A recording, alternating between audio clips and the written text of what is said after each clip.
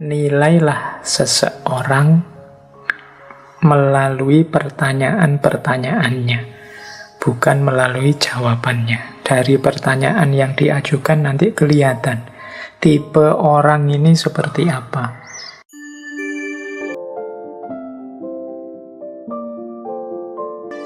Assalamualaikum warahmatullahi wabarakatuh. Bismillahirrahmanirrahim. Alhamdulillahi rabbil alamin. Wa bihi nasta'inu ala umurid dunya waddin. Allahumma sholli wa sallim wa barik ala habibina wa syafi'ina sayyidina wa maulana Muhammadin wa ala alihi wa ashabihi wa man tabi'ahum bi ihsanin ila yaumiddin. Amma ba'du. Bismillah. Mari kita lanjutkan, kita istiqomahi ngaji filsafat kita dalam rangka menambah wawasan, mencari cahaya ilmu. Baik, saya awali dari quotes dulu ya, biar teman-teman siap mentalnya untuk tema hari ini. Biasanya quote ini saya taruh di belakang, malam hari ini saya taruh di depan. Ada beberapa quote bagus yang menurut saya untuk menyemangati kita belajar tentang pertanyaan. Yang pertama dari Edward de Bono. Edward de Bono ini adalah aslinya seorang dokter, psikolog,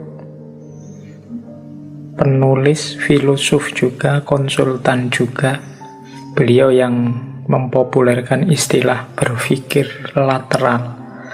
Beliau juga yang nulis buku yang judulnya 6 Topi Berpikir.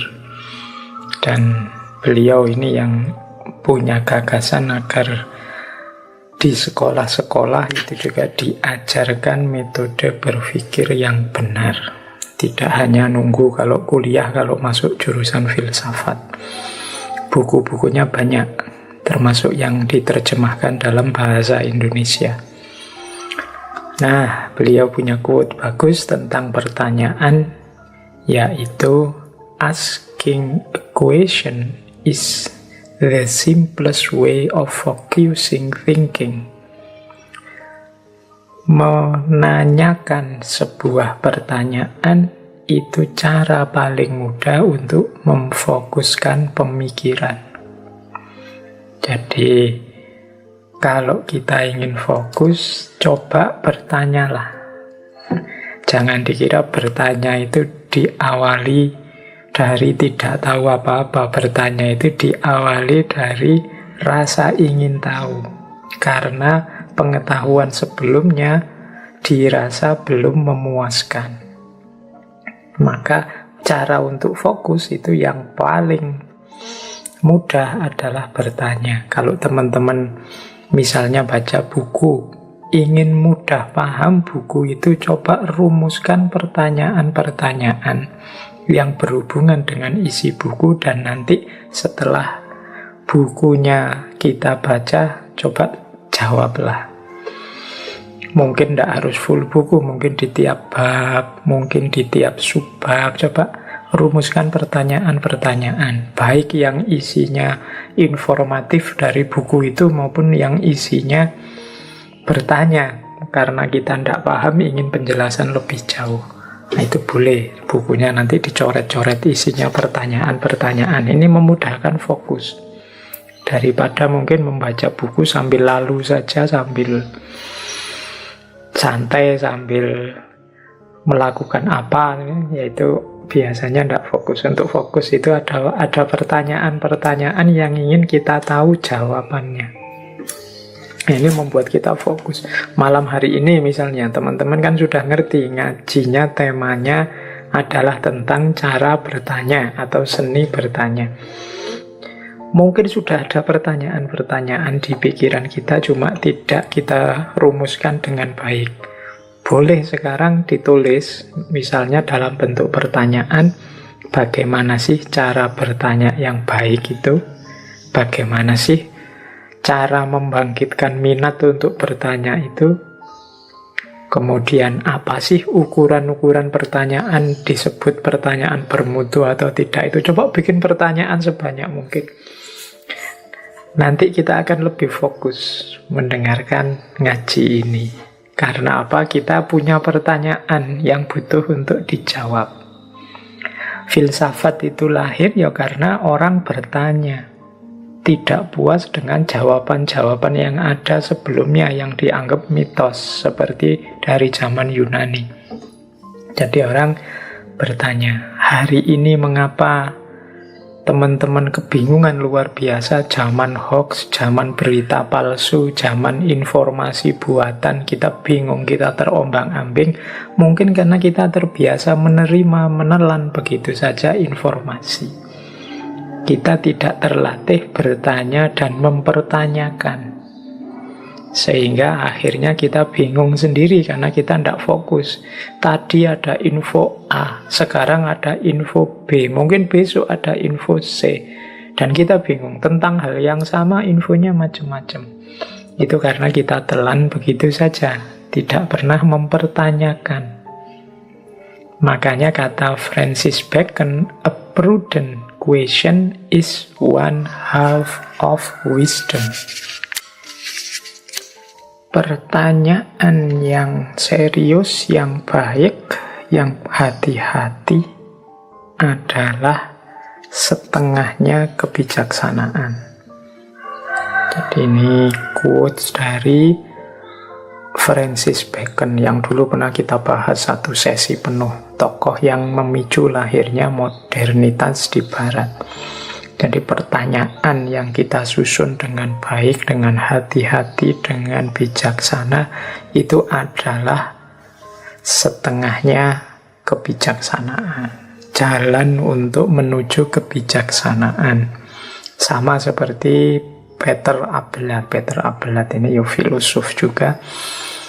The key to wisdom is this: constant and frequent questioning. For by doubting, we are led to question. By questioning, we arrive at the truth. Kunci dari kebijaksanaan itu ini, katanya Abelard. Ini maksudnya apa? Constant and frequent questioning.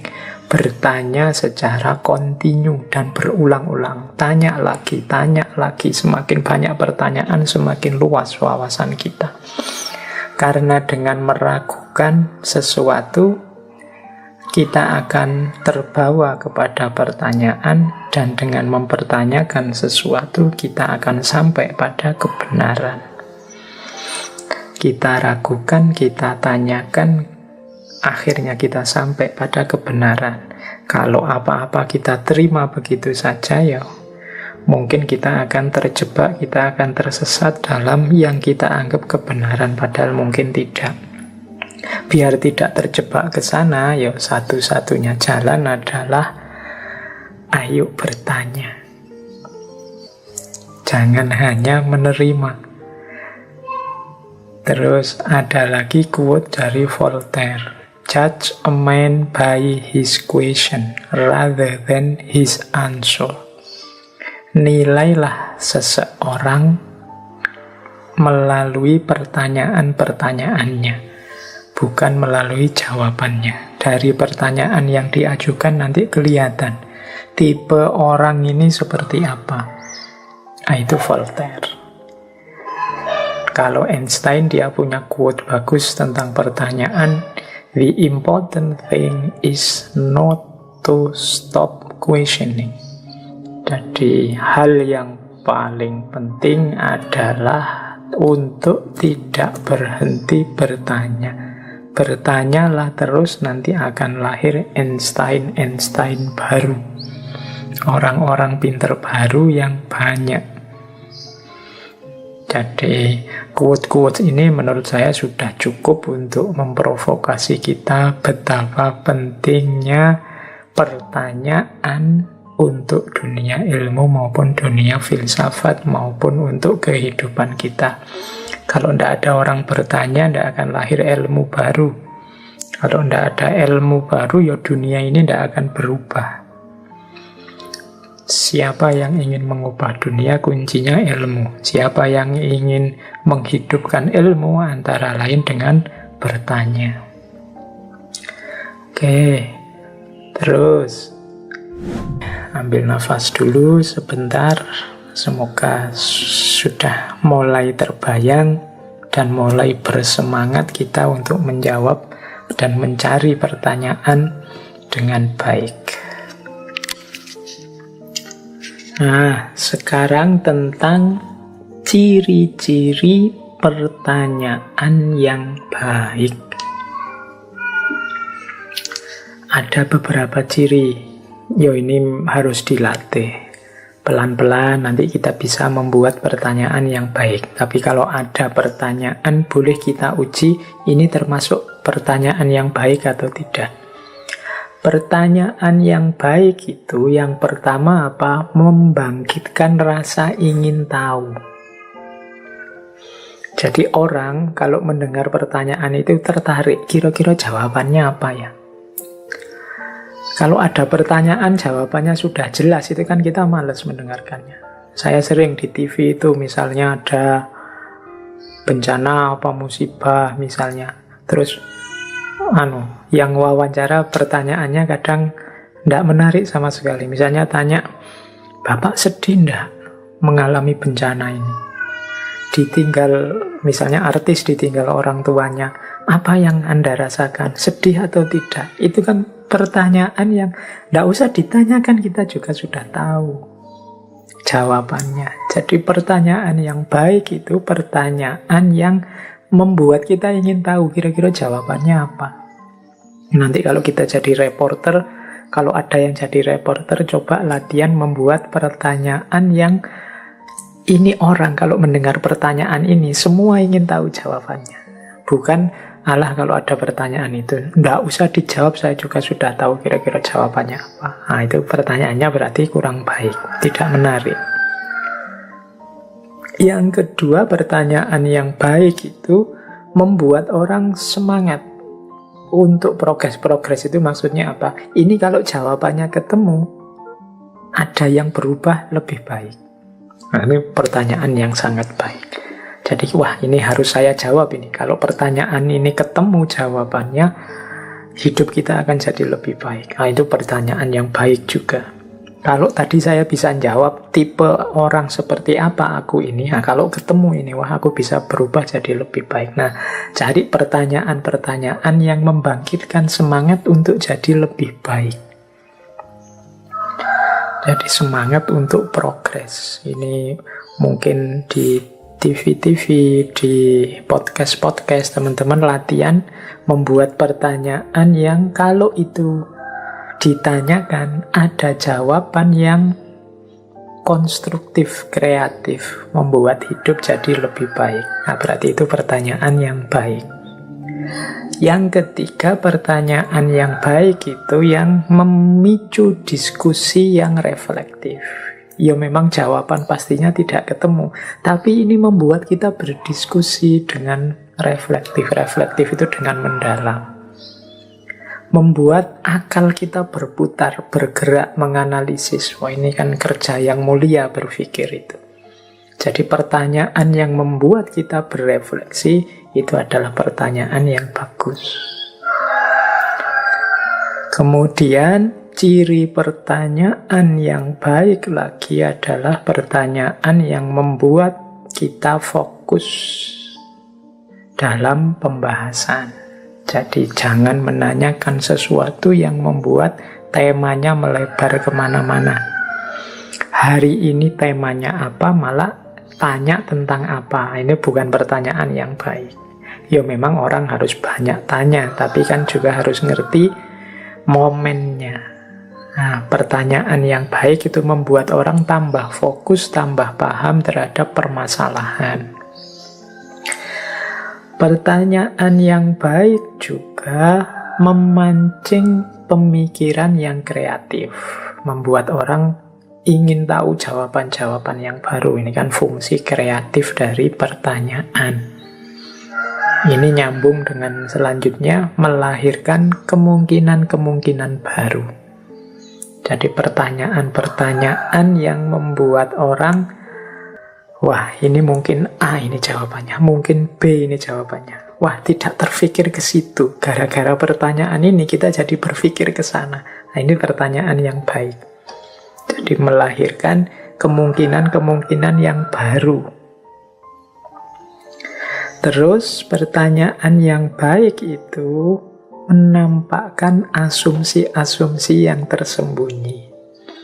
Kadang-kadang pernyataan-pernyataan dari seseorang atau ungkapan-ungkapan di buku atau apa itu kan ya hanya kelihatan penampakan luarnya saja. Nah, ketika pertanyaan diajukan menggali lebih dalam, biasanya asumsi-asumsi yang tersembunyinya keluar. Nah, ini pertanyaan yang baik itu yang menampakkan asumsi tadi. Bapak berani bilang begitu karena kan Bapak sedang membela ini. Menurut Bapak, hubungannya negara dan agama itu kan seperti ini, sehingga Bapak menyatakan itu. Nah, itu menampakkan asumsi yang tersembunyi. Jadi orang bilang begini, terus ditanya. Ada pertanyaan, menurut Bapak bagaimana sih beragama yang baik dalam satu negara seperti Indonesia ini? Nah, ini kan pertanyaan mancing yang jawabannya menampakkan asumsi-asumsi orang ini. Nanti dia mungkin jawab hubungan antara negara dan agama. Misalnya lagi, pertanyaan yang membongkar asumsi-asumsinya pakar pendidikan. Misalnya kita tanya, menurut Bapak, anak didik itu tergolong baik kalau dia banyak bertanya, apa banyak patuh, apa dia lebih memikirkan pekerjaan masa depannya dibandingkan ilmunya. Nah, pertanyaan ini kan nanti menampakkan asumsi, oh yang ada di pikirannya beliau itu anak didik itu seperti ini, mungkin seperti mesin atau mungkin seperti komoditas macam-macam. Nah, ini pertanyaan yang melahirkan asumsi yang tersembunyi. Kemudian pertanyaan yang baik juga ya pertanyaan yang melahirkan makna-makna yang dalam. Misalnya, apa sih hikmahnya kita di rumah sekian bulan menjaga jarak itu? Itu nanti pertanyaan ini kan melahirkan banyak makna. Kita beberapa kali ngaji filsafat kan tentang musibah, tentang bencana, tentang sakit. Itu kan menggali secara lebih dalam. Ternyata tidak sekedar duka nestapa kesulitan buahnya pandemi ini, tapi juga ada hikmah-hikmah. Nah, ini pertanyaan-pertanyaan yang menggali makna secara dalam. Kalau ada pertanyaan yang jawabannya seperti itu berarti pertanyaan yang baik. Dan yang terakhir, pertanyaan yang baik adalah juga pertanyaan yang tidak berhenti begitu saja, tapi melahirkan pertanyaan-pertanyaan selanjutnya. Jadi pertanyaan yang baik itu begitu dijawab, justru ada pertanyaan baru lagi, ada pertanyaan baru lagi, ada pertanyaan baru lagi. Ini ciri pertanyaan yang baik. Makanya ada yang bilang orang pinter itu secara otomatis mentalnya akan seperti padi, menunduk. Mengapa menunduk? Karena semakin dia tahu, semakin muncul banyak pertanyaan. Semakin muncul banyak pertanyaan, sebenarnya semakin dia sadar betapa sedikitnya yang dia tahu. Betapa tidak luasnya yang dia paham selama ini. Jadi otomatis dia akan tawaduk, menunduk, merasa dirinya sama sekali belum pinter. Masih ada sangat banyak hal yang belum dia tahu. Karena semakin dia tahu, semakin banyak pertanyaan. Semakin dia tahu, semakin banyak pertanyaan. Semakin luas ilmunya, semakin luas juga pertanyaannya. Semakin dia sadar level pengetahuannya, semakin dia sadar betapa banyak hal yang tidak tahu. Ini yang membuat dia terus tidak berani sombong, tidak berani membusungkan dada akan ilmu dan pengetahuannya. Nah, kalau ada pertanyaan kok jawabannya justru memunculkan pertanyaan lagi, itu sebenarnya termasuk ciri pertanyaan yang baik. Berarti apa? Wawasan kita tambah luas lagi. Oke, jadi teman-teman yang belajar bertanya, coba dicek pertanyaan yang kita ajukan, adakah ciri-ciri di atas? Membangkitkan rasa ingin tahu, membangkitkan semangat untuk jadi lebih baik, memicu diskusi yang reflektif, memfokuskan perhatian dan pembahasan, membuat orang berpikir kreatif, melahirkan kemungkinan-kemungkinan baru, menampakkan asumsi tersembunyi, menggali makna yang dalam, dan melahirkan pertanyaan-pertanyaan selanjutnya. Oke, terus kita lanjutkan lagi pelajaran kita tentang bertanya. Nah, sebelum bertanya, kita bereskan dulu mentalitas kita. Ini yang saya sebut mentalitas seorang penanya. Rumusnya A, B, C, C. Seorang penanya itu harus aware, harus breathe. Breathe itu mengambil nafas. C, curiosity. Dan C lagi, choose. Oke, jadi sebelum orang bertanya, pertama-tama dia harus sadar dulu. Aware itu sadar. Sadar tentang apa? Loh, sadar tentang yang mau ditanyakan. Tujuannya apa bertanya? Apa yang ingin aku cari dengan pertanyaan ini? Jadi dia harus sadar dulu, jangan asal ngaco, asal tanya. Disadari dulu. Oh iya, ada yang saya tidak paham, saya mau tanya biar paham. Yang disampaikan tadi ada yang tidak jelas, saya mau tanya ini biar jelas. Ini namanya orang sadar. Tidak karena terpaksa, atau tidak karena iseng, atau tidak karena daripada semua diam, biarlah saya yang tanya. Nah, kalau memang tidak ingin tanya, tidak ada yang ingin ditanyakan, ya tidak usah. Nanti malah lahir pertanyaan yang tidak baik. Bikin pertanyaan yang baik diawali dari kesadaran. Nah, tapi sebelum mengajukan breathe itu ambil nafas dulu, kemudian coba berhenti sebentar, dilihat secara lebih objektif lagi. Ya macam-macam yang dia lebih objektif itu. Jadi apa benar aku belum paham, apa benar yang dijelaskan tadi memang belum jelas, yang aku tanyakan ini kira-kira ada manfaatnya apa tidak, itu breathe. Jadi ya menurut saya memang saya harus tanya ini. Nah, setelah ambil nafas sebentar. Jadi aware, breathe, biar objektif, biar tidak iseng. Baru setelah itu curiosity. Curiosity itu dicek lagi diri kita. Sebenarnya kita itu ingin tahu apa sih? Apa kita sudah menjelajahi sebelumnya? Apa pentingnya yang kita ingin tahu itu? Itu curiosity, rasa ingin tahu. Apa aku sudah punya semua yang aku butuhkan? Kalau sudah punya, apakah aku perlu bertanya? Apa ya sudahlah, bisa aku cari sendiri jawabannya, atau bagaimana? Itu curiosity. Jadi aware, breathe, curious, ini persiapan mental kita sebelumnya.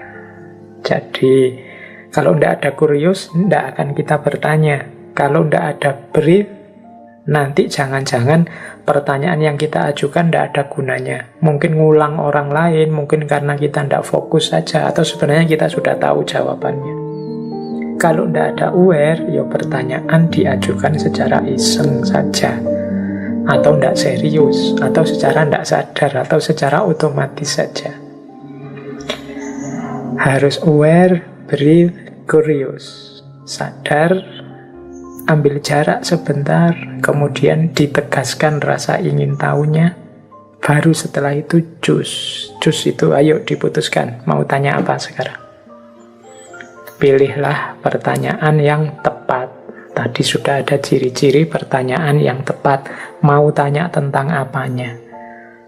Bikin pertanyaan yang baik. Nah itu choose sudah. Jadi sebelum bertanya, biar pertanyaan itu tidak sia-sia, hanya menghabiskan waktu. Ayo aware dulu, kemudian ambil nafas sebentar, kemudian tegaskan lagi problem yang akan kita tanyakan. Kalau sudah oke, ayo sekarang pilih apa yang mau ditanyakan, unsur apa, aspek apa, rumuskan dengan baik. Oke, jadi ini mentalitas penanya. Kita lanjutkan lagi. Kalau ini agak berbeda. Ini juga pertanyaan, tapi pertanyaan bagi yang mau menjawab. Ini menurut saya penting juga. Kalau tadi kan objeknya kita yang mau bertanya, teori untuk yang mau bertanya. Nah, ini yang mendapat peran untuk menjawab. Mungkin ini untuk guru, atau untuk dosen, atau untuk yang diwawancara, atau untuk yang sedang ditanya. Ada beberapa pertanyaan untuk diri kita sendiri yang ditanya. Ini, ya semoga tidak ada yang mengeluh ya Pak. Kalau sebelum jawab menanyakan itu nanti nggak jadi jawab. Ya menurut saya mending nggak jadi jawab daripada jawabannya ngawur. Jawaban yang ngawur itu tidak hanya sesat, tapi juga menyesatkan orang lain. Apalagi kalau pertanyaan itu diajukan kepada publik atau disiarkan untuk orang banyak. Nah, apa saja sih yang harus kita tanyakan kepada diri kita sebelum menjawab pertanyaan? Yang pertama, boleh bertanya kepada diri kita, apakah aku harus segera menjawab pertanyaan ini? Bisa ditundakah?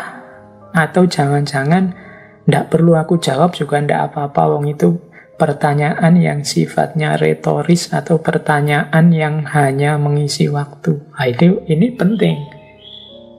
Karena kadang-kadang kalau pertanyaannya tidak penting untuk dijawab, mending tidak usah dijawab saja. Kalau dijawab malah nambah masalah. Atau ditunda saja ya saya tidak jawab sekarang. Kalau saya jawab sekarang, situasinya masih belum mungkin dan jangan-jangan nanti sensitif. Nah, ada yang harus ditunda, bahkan ada yang harus tidak dijawab. Tapi ada juga yang harus segera aku jawab. Kalau tidak aku jawab nanti banyak konsekuensi negatifnya. Nah, pertama ini menguji apa harus segera aku jawab atau aku tunda dulu atau tidak perlu dijawab. Yang kedua, coba dikonfirmasi lagi. Apakah pertanyaan ini sesuai dengan bidang pengetahuan yang aku dalami selama ini? Jadi ini untuk jaga-jaga biar kita tidak nekat. Wong saya ngertinya filsafat, tiba-tiba ada pertanyaan dari ranah teknologi atau dari ranah biologi atau neurosains macam-macam. Aku harus sadar diri. Aku tidak mendalami itu. Kalau nekat ngomong nanti bisa menyesatkan orang. Maka ini penting. Ini pertanyaan ini sesuai tidak dengan bidangku. Kalau tidak sesuai, ya seperti teladan uswah dari para faqih bulan lalu. Semuanya akan menjawab la adri. Kalau tidak tahu, ya tidak tahu, wong bukan bidangku.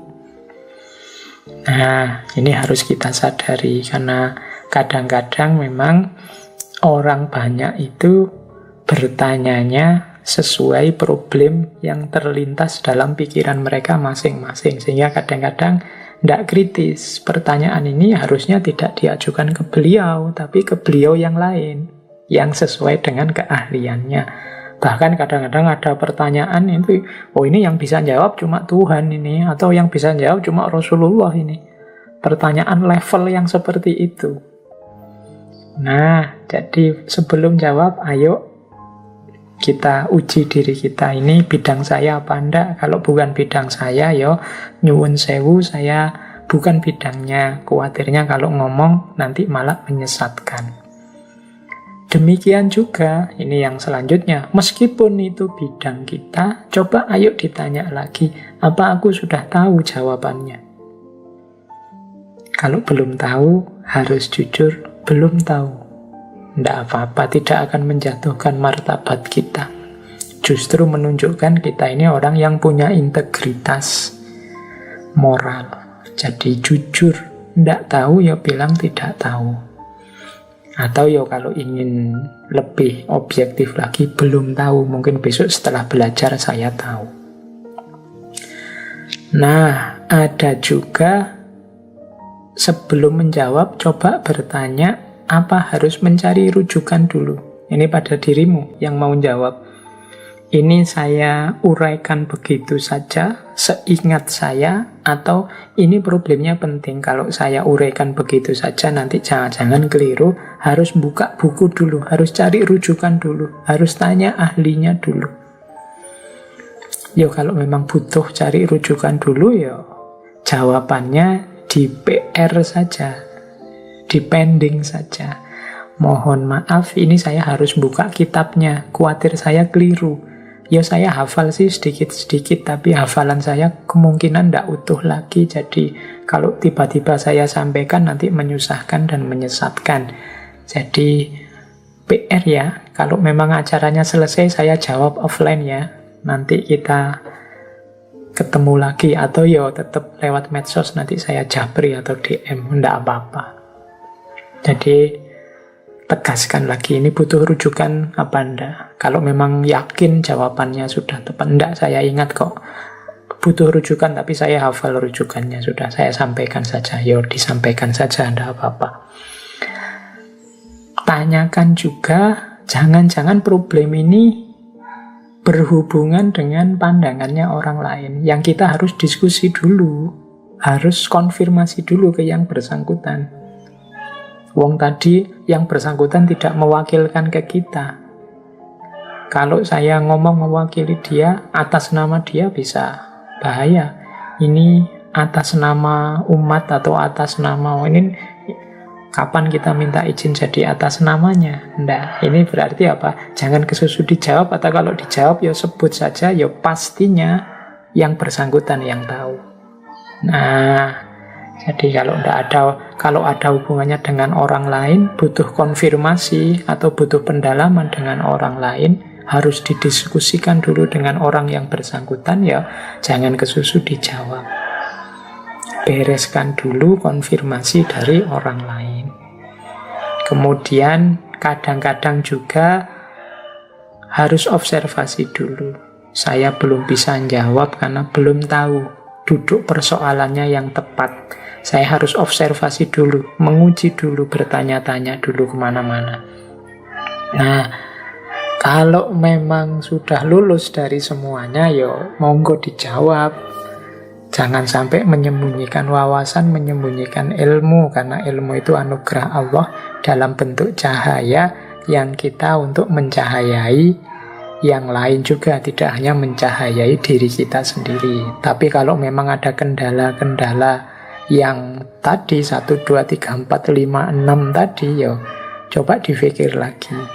Apa harus kita nekat menjawab padahal masih butuh hal lain yang harus dilakukan?